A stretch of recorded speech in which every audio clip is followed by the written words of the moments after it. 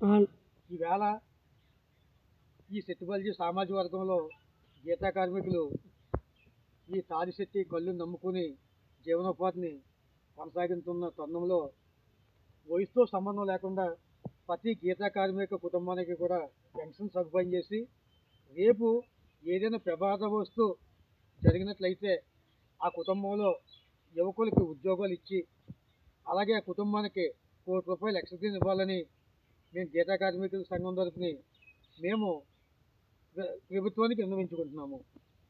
మరి అలాగే ఈ కార్యక్రమంలో ఉప్మేల్ సర్పంచ్ గారు పెంకే సత్యబాబు గారు, అలాగే స్థానిక నాయకులు గుత్తుల వెంకటరమణ గారు, మరి ఈ పాండిచేరి రాష్ట్రానికి చెందిన యువకులంతా కూడా ఇక్కడ ఉన్నారు.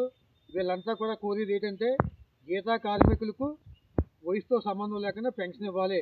ఏదైనా ప్రమాదం జరిగినట్లయితే ఆ కుటుంబానికి ₹1,00,00,000 ఇచ్చి ఆ కుటుంబంలో అమ్మాయికి కానీ అబ్బాయికి కానీ ఉద్యోగాన్ని ఇవ్వాలని ప్రభుత్వాన్ని మేము డిమాండ్ చేస్తున్నాం.